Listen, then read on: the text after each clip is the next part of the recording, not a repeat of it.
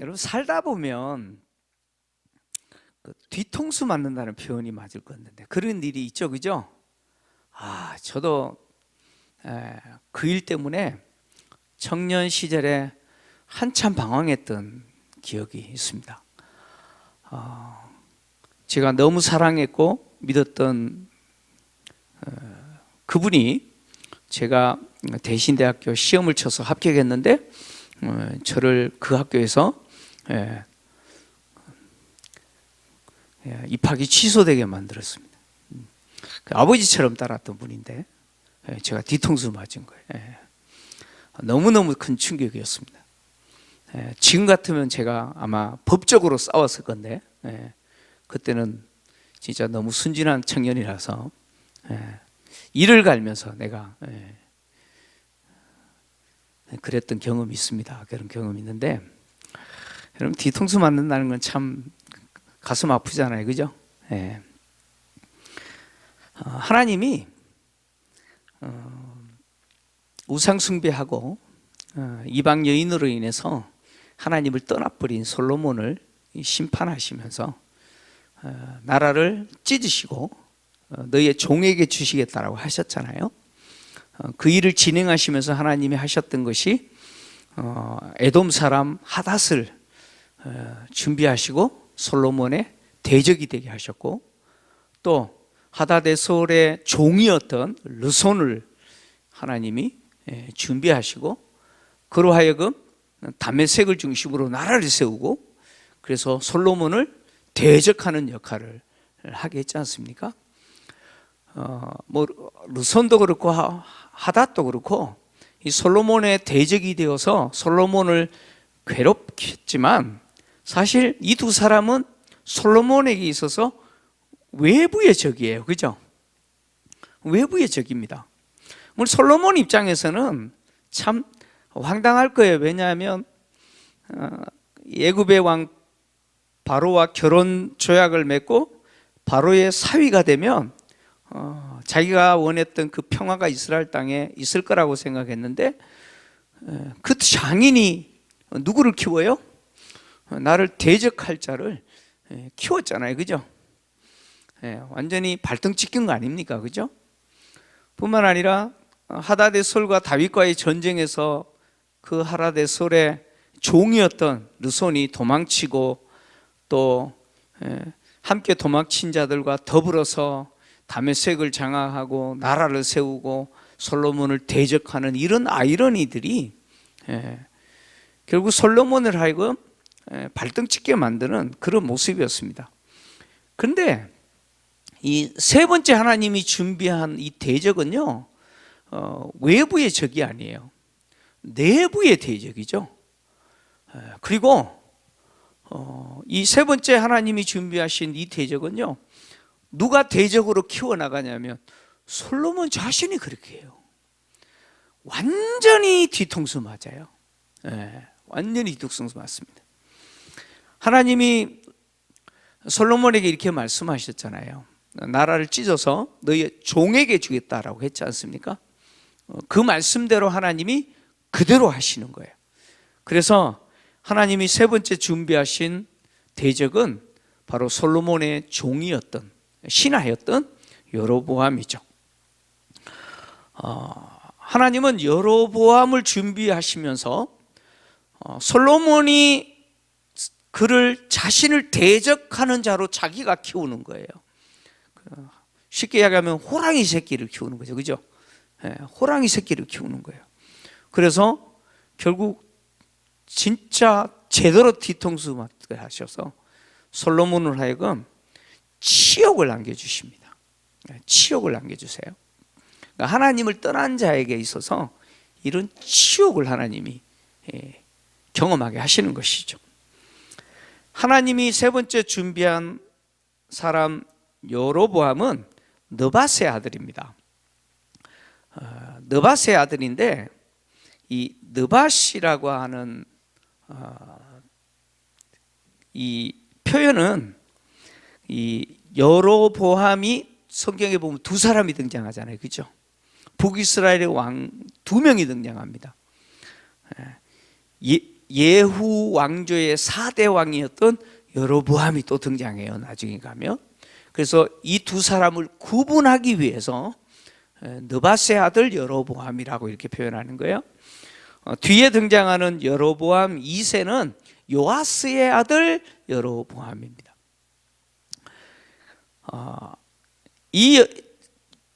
북이스라엘의 초대 왕이었던 이 여로보암은 에브라임 지파 사람이고요. 그리고 그는 스레다 사람입니다. 스레다라고 하는 지역이 에브라임 경내에 있는 한 마을이었던 것 같아요. 그의 어머니가 스루아라고 하는 여인이었는데 과부다 이렇게 표현합니다. 그러니까 이 사람이 자라는 환경이 그렇게 좋은 환경이 아니에요. 아니라는 거잖아요, 그죠? 예. 느밧이라고 하는 아버지가 일찍 죽었다 그런 이야기잖아요, 그죠? 그래서 과부인 어머니와 함께 살았던 사람입니다. 근데 이 사람이 솔로몬을 대적하는데 오늘 성경을 보니까 이 사람을 큰 용사다 이렇게 표현했어요. 큰 용사다. 큰 용사라고 하는 표현은 깃보르 하일이라는 표현인데요. 깃보르 하일이라는 표현인데 이 표현은 군사적으로, 정치적으로, 사회적으로 또 도덕적으로 상당한 영향력을 미치는 리더를 이야기합니다. 그래서 성경에 보니까 누구에게 이런 표현이 사용되냐면 입다, 그리고 보아스, 루키에 등장하는 보아스, 그 다음에 사울의 아버지인 기스, 그리고 나만 장군 이런 사람에게 이 깃보르 하일이라는 큰 용사라고 하는 표현이 사용됐습니다. 그러니까 이 여로보암이라고 하는 이 사람 역시 어떤 사람이에요? 상당한 리더십이 있는 사람이라는 거예요. 굉장히 리더십이 강한 사람이라는 것이죠. 이 여로보암의 리더십은 솔로몬이 진행했던 그 사업이죠. 그 사업에서 두드러지게 그 리더십이 드러납니다. 솔로몬은 이제 밀로를 건축하고 다윗 성읍이죠. 예루살렘이겠죠. 예루살렘에 있는 다윗 성읍에 무너진 것을 수축하는 일을 진행했는데 이때 여로보암이 굉장히 탁월한 리더십을 발휘하는 것을 솔로몬이 보았습니다. 그래서 솔로몬이 이 여로보암의 이 부지런함을 보고 그를 요셉 족속의 일을 감독하는 아주 막중한 책임을 그에게 맡긴 것을 봅니다. 이 부지런함이라고 하는 표현은 무슨 뜻이냐면 아주 열심히 한다 그런 의미가 아니라 일 처리를 굉장히 깔끔하게 한다는 거예요. 어떤 일을 맡았는데 그 일을 처리하는 능력이 탁월하다 그런 이야기예요. 그러니까 여로보암이라는 사람이 이런 사람이었다는 거예요. 그래서 솔로몬의 마음에 확 든 거예요. 그래서 솔로몬이 이 여로보암을 요셉 족속은 에브라임과 므낫세 지파잖아요. 에브라임과 므낫세 지파에게 이 밀로와 다윗궁 수축하는 일을 맡겼다 그런 이야기예요. 근데 그 일에 감독하는 자로서 리더의 역할을 맡겼다는 것이죠. 이렇게 돼서 이 여로보암이 솔로몬이 굉장히 신뢰하는 신하 역할을 했다 그런 이야기입니다. 그러니까 성경은 이 여로보암이 어떻게 솔로몬의 신하가 됐는지를 이렇게 기록을 한 거예요. 왜 기록했을까요?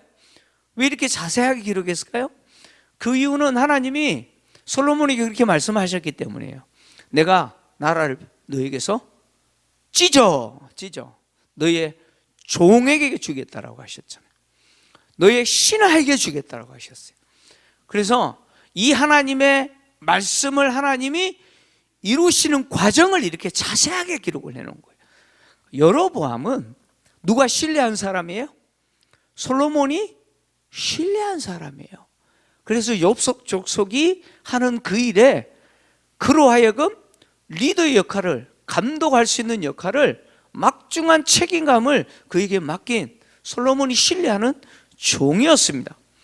근데 그 종이 손을 들어 누구를 대적해요? 솔로몬을 대적하게 됐다는 것이죠. 솔로몬이 신뢰하는 이 여로보암이 이제 솔로몬에게 신뢰를 받고 있는데, 그가 그 즈음에 이제 예루살렘에서 나갈 때 누가 그를 찾아오냐면 실로에 살고 있는 아히야라고 하는 선지자가 그를 찾아옵니다. 실로라고 하는 지역은 여러분 잘 아시는 지역이잖아요. 한때 하나님의 그 성전이 성막이 세워졌던 곳입니다. 엘리 제사장 시절에 하나님의 성막이 실로에 있었어요. 그때 이 블레셋과 전쟁 중에 하나님의 언약궤가 빼앗기고, 또 그때에 이 블레셋에 의해서 이 실로, 하나님의 성막이 있는 실로가 파괴됩니다. 파괴돼요. 그렇지만 이 실로는 이스라엘 땅에 있어서 항상 종교의 중심지죠. 예배의 중심지예요. 그래서 사무엘이 선지자로서 사역을 할 때 이 실로는 사무엘의 사역의 중심지였어요. 그러니까 아히야가 이 실로를 중심으로 역할을 했던 이 선지자인데, 하나님이 그에게 말씀을 주신 거예요. 그래서 이 아히야가 이 여로보암을 찾아왔는데, 그가 어떤 옷을 입었냐면 새 옷을 입었어요. 헌옷이 아니고 새 옷을 입었어요. 이것은 굉장히 상징적인 의미를 가집니다. 아히야가 입고 있는 이 새 옷이라고 하는 것은 이제 막 시작된 다윗 왕조를 의미합니다. 다윗 왕조를 이야기해요. 다윗 왕조가 이제 시작된 거잖아요, 그죠? 이제 막 시작된 다윗 왕조는 마치 아히야가 입은 새 옷과 같은 거죠. 근데 아히야가 그 새 옷을 찢어요. 12조각을 내요. 선지자가 옷을 찢는 행위는 상징적인 의미가 있어요. 특히 아히야가 옷을 찢는 행위는 어떤 상징적인 행위냐면 이스라엘 나라를 찢으신다는 거예요. 그런 의미가 있죠. 그리고 옷을 찢는다라고 하는 것은 이 나라가 찢어진다라고 하는 의미가 있는데, 이 의미는 이 사울 왕 때 사울이요, 이 사무엘 선지자의 옷을 찢어요. 그 내용이 사무엘상 15장에 등장하는데, 이 내용과 지금 아히야 선지자가 옷을 찢는 것과는 상징적으로 같은 의미입니다. 사무엘상 15장 27절과 28절을 보면 이런 내용이 등장합니다. 제가 좀 읽어드릴게요. 사무엘이 가려고 돌아설 때에 사울이 그의 옷자락을 붙잡음에 찢어진지라. 사무엘이 그에게 이르되 여호와께서 오늘 이스라엘 나라를 왕에게서 떼어, 이 말이 앞에서 찢어진지라 똑같은 단어입니다. 찢어, 왕보다 나은 왕의 이웃에게 주셨나이다, 이렇게 기록하고 있습니다. 이게 무슨 내용이냐면 하나님이 사울 왕에게 아말렉을 진멸해라, 하나도 남기지 말고 진멸해라 라고 명령했잖아요. 그래서 사울이 가서 어떻게 했어요? 전쟁에서는 이겼어요. 근데 진멸하지 않았습니다. 아말렉 왕 아각을 안 죽였어요. 사로잡고, 또 소 중에 좋은 건 어떻게 했어요? 물론 핑계는 하나님께 제사 드린다는 핑계지만 전리품으로 남기죠. 하나님의 명령을 정면으로 거스렸잖아요. 그래서 사무엘이 이 사울에게 가가지고 뭘 선언하냐면 폐위를 선언합니다. 하나님이 당신을 버리셨습니다. 그래서 당신보다 더 나은 이웃에게 나라를 주실 겁니다, 이제 이 이야기를 하는 거예요. 그랬더니 사울이 그래도 내가 체면이 있는데, 여호와께 제사 드리는 그 현장에 백성들이 많이 있는데 사무엘 선지자가 나랑 똑같이 가서 함께 제사 좀 드려달라고, 나 체면 좀 살려달라고 그렇게 이야기하잖아요. 그랬더니 사무엘이 안 가겠다는 거예요. 돌아서는 거예요. 그러니까 사울이 그 돌아서는 사무엘의 옷자락을 붙들고 매달렸는데 그게 찢어져 버린 거예요. 그 찢어지자 사무엘이 이렇게 이야기하는 거예요. 이 옷자락이 찢어진 것처럼 하나님이 이스라엘 나라를 왕에게서 찢어 왕보다 나은 이웃에게 주실 겁니다. 이렇게 말씀합니다. 이 상징적인 의미와 동일하게 아이야 선지자가 자기 옷을 12조각으로 찢어 그리고 그 중에 10조각을 여로보암에게 가지라라고 하는 것은 이스라엘 나라를 그렇게 찢겠다는 것이죠. 하나님이 그렇게 찢으시고 여로보암에게 주신다는 것이죠. 자, 하나님이 이스라엘 나라를 찢으신다. 그리고 그 중에 10개의 지파, 10개의 지파를 여로보암에게 주신다. 이렇게 아이야 선지자가 선언했는데, 이것은 이스라엘이라고 하는 나라는 누가 주인이라는 거예요. 이스라엘이라고 하는 나라에 대해서 처분을 내리시는 분은 누구시라는 거예요. 그 나라를 찢으시든 합치시든 누가 하신다는 거예요? 하나님이 하신다는 거예요. 하나님이 이스라엘 나라의 주인이시라는 거예요. 찢으시는 분도 하나님이시라는 거예요. 주시는 분도 누구세요? 하나님이시라는 거예요. 그래서 이후에 계속해서 주신다 이 표현 계속해서 사용해요. 다시 말하면 하나님이 주셔야 가지는 거죠. 이스라엘 나라는 왕이 주인이 아니에요. 왕이 이스라엘 나라를 처분할 수 없어요. 이렇게 하고 저렇게 할 수가 없어요. 이스라엘의 왕은 하나님의 처분을 바라고 기다리는 존재일 뿐이죠. 하나님은 이스라엘의 주인이시기 때문에 하나님을 떠난 솔로몬을 향해서 나라를 찢으시겠다라고 이야기하시는 거죠. 그리고 그의 종에게, 종인 여로보암에게 10지파를 주시겠다라고 하신 것이죠. 그러나 하나님이 다 안 주시잖아요. 그죠? 10지파는 주시지만 다윗에게 한 지파를 주시겠다. 그리고 하나님이 택하신 예루살렘을 위해서 한 지파를 남기시겠다. 그리고 다윗 때문에 이 일을 솔로몬 때는 하시지 않겠다는 거예요. 솔로몬의 아들 때에 그 나라를 찢으시고 바로 여로보암에게 10지파를 주시겠다 이렇게 말씀하셨잖아요. 아이야 선지자가 하나님이 왜 이스라엘이라는 나라를 12로 나누시고 10지파를 찢어서 여로보암에게 주시느냐, 그 이유를 4가지를 말씀했어요. 아이야 선지자는 4가지의 이유를 말했는데, 첫째는 뭐냐면 그들이 나를 버렸기 때문이라고 이야기하죠. 그들이 나를 버렸기 때문이다. 사실 누가 하나님을 버렸어요? 누가 버렸어요? 여러분, 솔로몬이 버렸잖아요. 그죠? 그러면 그가 이렇게 해야 되잖아요. 그죠? 그가 나를 버렸기 때문이다 이렇게 말해야 되는데, 성경은 아이야 선지자는 그가가 아니라 그들이라고 이야기합니다. 이건 뭘 이야기할까요? 솔로몬이 통치 말년에 우상 숭배하고 하나님께 완전히 돌아서서 우상의 신전 만들고 그렇게 우상 숭배했는데, 솔로몬만 그렇게 했다는 거예요? 아니면 백성들이 다 따라했다는 거예요? 백성들이 다 따라했다는 거예요. 그래서 솔로몬 한 사람의 우상 숭배가 그 한 사람의 일로 끝나는 것이 아니었다는 것이죠. 왕의 타락은 백성의 타락으로 이어지는 것이죠. 여러분, 그렇지 않습니까? 여러분, 가정도 마찬가지예요.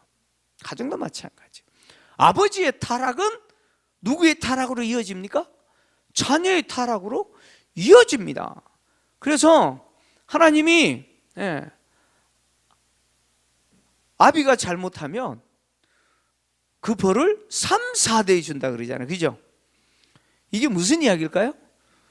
아버지가 잘못했는데 자식이 매맞은다 그 말일까요? 그 이야기가 아니에요. 지금하고 지금 모세가 살던 시대하고는 다르죠. 그 시대는 가문 중심으로 마을도 형성되었고 모든 경계가 정해져 있지 않습니까? 그러면 한 가문이 모여서 살아요. 뭐 걸포동에서 유씨가 모여 살듯이. 그러면 한 마을에 가장 나이 드신 분들이 누구 계세요? 누구겠습니까? 할아버지겠죠? 근데 할아버지보다 조금 더 오래 사신 분이 간혹 계세요. 증조 할아버지겠죠, 그죠? 예. 여러분, 증조 할아버지가 우상을 숭배해요. 그러면 할아버지는 어떻게 하실까요? 할아버지는요? 당연히 우상 숭배하시겠지. 그 아버지는요?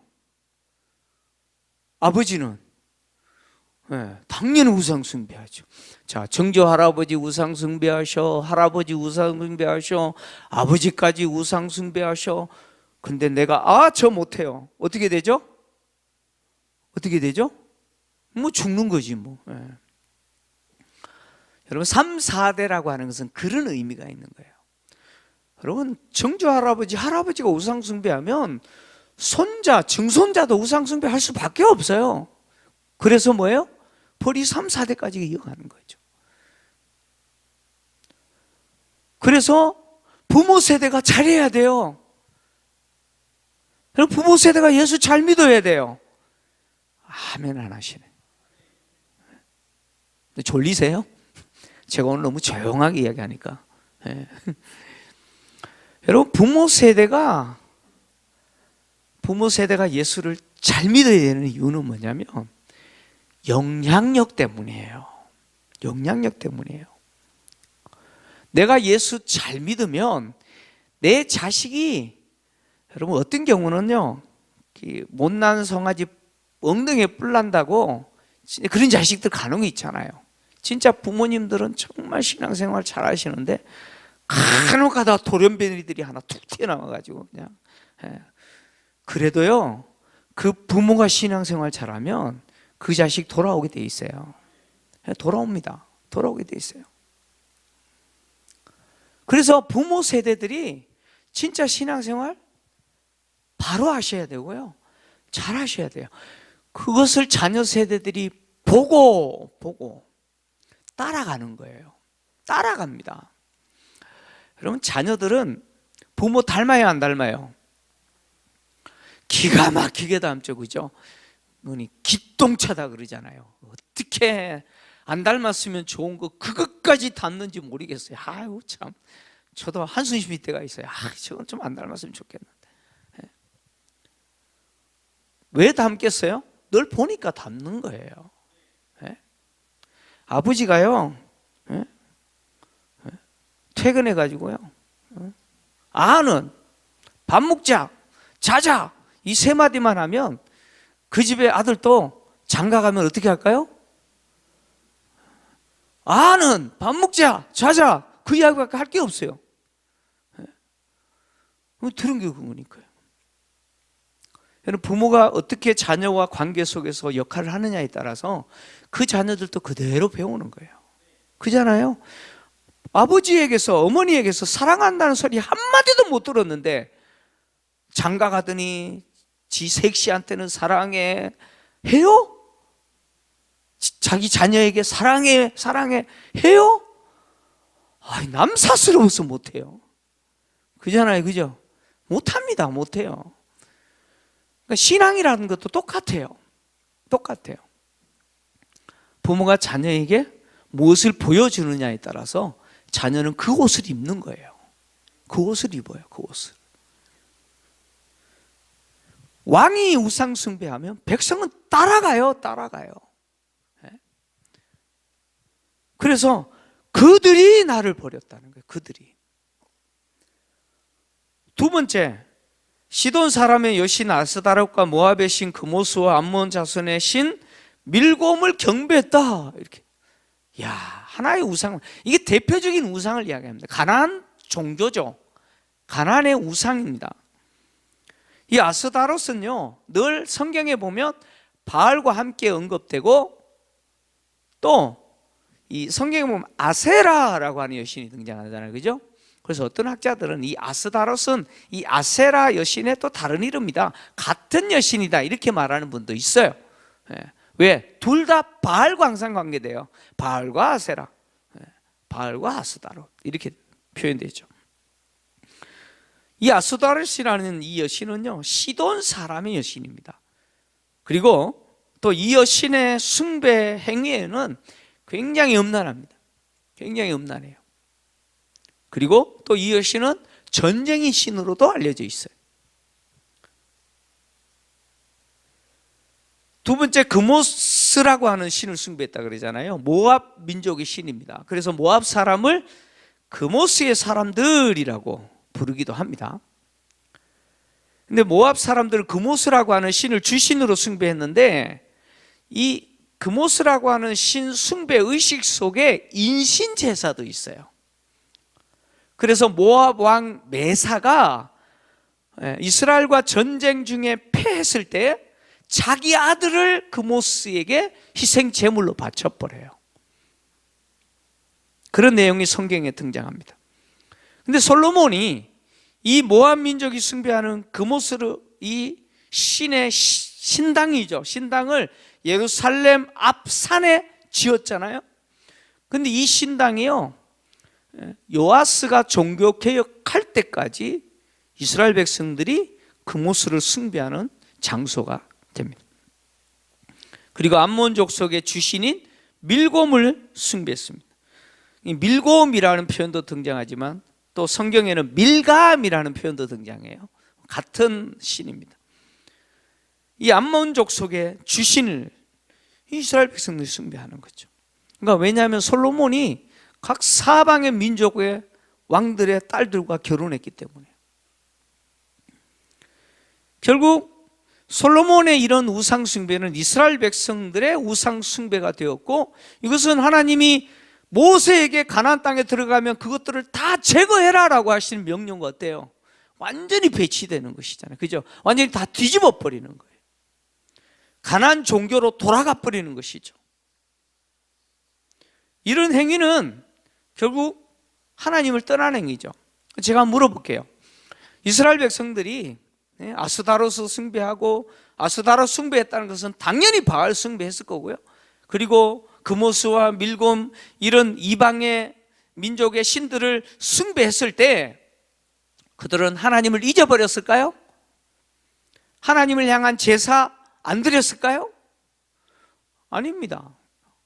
열심히 하나님 앞에서도 제사를 드리고, 또 이방 민족의 신들도 열심히 숭배하는 거예요. 하나님을 섬기지 않은 게 아니에요. 열심히 하나님을 섬겨요. 그런데 한편으로 또 이방 신들도 섬기는 것이죠. 나 여호와 외에는 다른 신이 없다. 이것이 뭐예요? 이게 율법이잖아요. 그죠? 하나님 외에는 없다. 이것이 율법이잖아요. 근데 하나님 외에는 없습니다 라고 하는 신앙 고백했던 사람들이 하나님 외에 또 있습니다 이렇게 되어버리는 거예요. 유일신론에서 다신론이 되어버린 거죠. 그죠? 그래서 세상 사람들이 늘 하는 이야기가 있잖아요. 나는요, 부활절, 성탄절 되면 교회 가서 예배도 드리고, 석탄이라는 절에 가서 물공 드리고. 그런 사람들이 있어요. 이스라엘 백성들이 그렇게 하고 있는 거예요. 그런데 그런 행위에 대해서 하나님은 당신을 완전히 떠났다라고 이야기합니다. 그러니까 당신에게 드리는 그 예배라고 하는 행위가 하나님이 원하는 게 아니다는 거예요. 전혀 하나님이 기뻐하는 게 아니라는 거예요. 하나님 받지 않으시는 거라는 거죠. 그 다음에 세 번째, 그의 아버지 다윗이 행한 것 같지 아니하여 내 길로 행하지 않았다 이렇게 말씀하셨습니다. 여러분, 다윗은 어떤 사람입니까? 비록 다윗은 연약했어요. 실수도 했고요. 근데 다윗은 하나님을 온전히 따랐잖아요. 그죠? 진짜 온전히 따랐어요. 하나님을 경외하는 삶을 살았습니다. 근데 솔로몬은 여러분, 2번이나 하나님이 그에게 나타났잖아요. 그죠? 그래서 너의 아버지 다윗과 같이 너 하면 내가 너를 복주고 너의 왕이 너의 후손에게 계속해서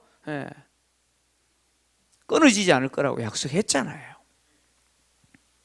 그럼에도 불구하고 솔로몬은 결국 어떻게 했어요? 결국은 실패해버렸다. 자기가 걸어가야 될, 아버지가 걸어간 그 길을 걸어가다가 미끄러져 버린 거죠. 돌아서 버렸어요.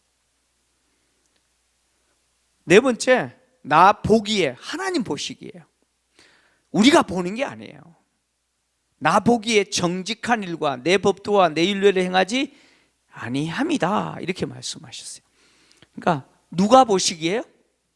하나님 보시기에요. 여러분, 신앙생활은 내가 하고 싶은 대로 하는 거예요? 하나님이 원하시는 대로 하는 거예요? 신앙생활은요, 내가 원하는 대로 하는 게 아니에요. 그거는 이방 민족들이 그들이 숭배하는 우상 숭배 행위예요. 자기가 원하는 대로 하는 거예요. 근데 하나님을 섬기는 행위는 내가 원하는 대로 하는 게 아니에요. 하나님이 정한 방식대로 해야 돼요. 그래야 그것을 하나님이 인정하시는 거예요. 근데 이스라엘 백성들, 솔로몬을 비롯하여 이스라엘 백성들은 하나님 보시기에 정직하지 않아요. 당연하죠. 당연하죠. 저녁에 퇴근해서 아내한테 사랑해. 근데 회사 가서는 미스 김도 사랑해.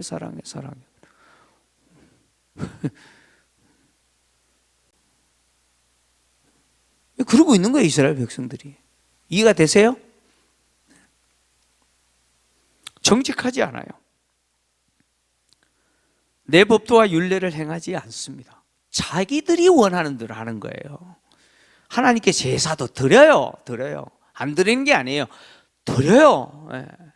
근데 자기들이 원하는 대로 하는 거예요. 그래서 다윗이 걸어갔던 그 길을 걷지 않습니다. 다윗은 어땠습니까?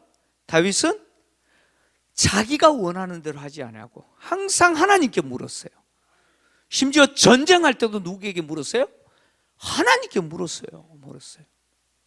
계속해서 다윗의 인생이 참 하나님 보실 때 너무 기뻐하시고 그 인생을 인정해 주신 이유가 뭐냐면, 그가 잘났고 흠이 없기 때문이 아니고 그는 항상 누구를 의지하는 사람이었어요? 하나님을 의지하는 사람이었어요. 항상 하나님 먼저 생각하는 사람이죠. 그래서 하나님 보시기에 정직한 일을 행하고, 하나님 보실 때 하나님 주신 계명과 율례와 법도를 행하는 삶을 그는 산 것이죠. 근데 솔로몬은 그렇게 하지 못했다는 거예요. 이 네 가지 이유로 인해서 결국 하나님이 나라를 찢으시고 여로보암에게 10개의 지파를 주시겠다는 거예요. 그런데 그럼에도 불구하고 하나님이 다윗에게 약속하신 그 약속 때문에 예루살렘과 다윗의 아들들, 그 후손에게 등불이 꺼지지 않도록 하시기 위해서 한 지파를 남기시겠다라고 이야기하시는 거예요. 하나님은 참 신실하신 분이에요. 여러분, 하나님은 어떤 분이라고요? 여러분, 하나님 참 신실하신 분이에요. 진짜 신실하신 분이에요. 말씀하신 대로 하세요. 한치의 오차도 없이 말씀하신 대로 정확하게 하시는 거예요.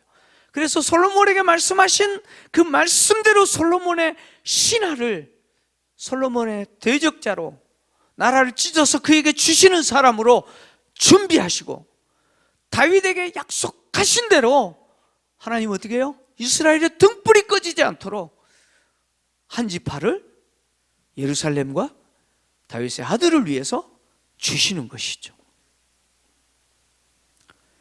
하나님은 약속을 지키시는 분이에요. 하나님이 약속을 지키신다라고 하는 사실은 이런 내용을 통해서 보여주시는 것이죠.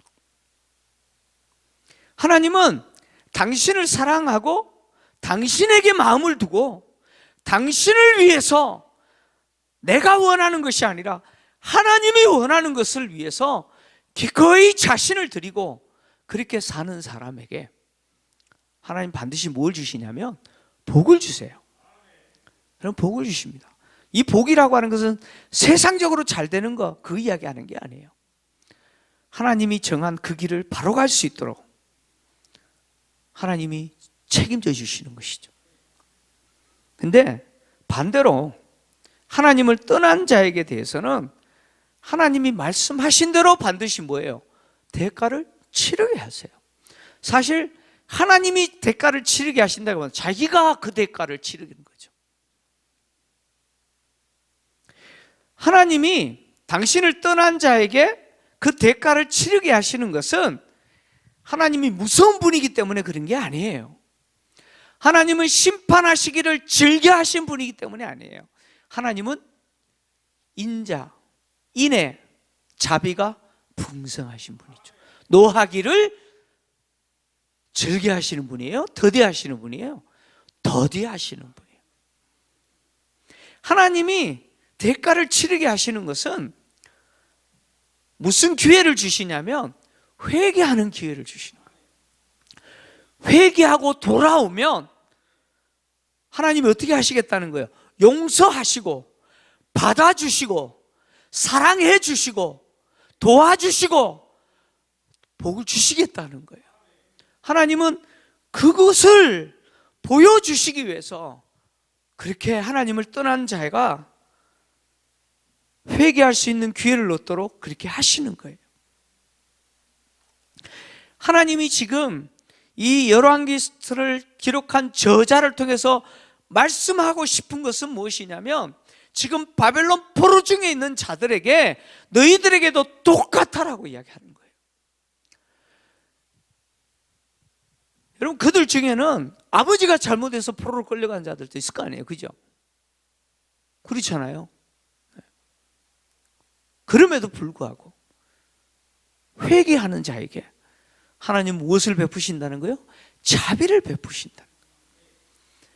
하나님은 솔로몬이 완전히 하나님 앞에 등지고 완전히 하나님을 떠났음에도 불구하고, 그래서 솔로몬을 심판하지 않으면 안 될 수밖에 없는 그런 상황이지만, 그럼에도 불구하고 다윗에게 약속한 그것을 지키기 위해서 하나님은 당신의 신실함을 보여주신다는 거예요.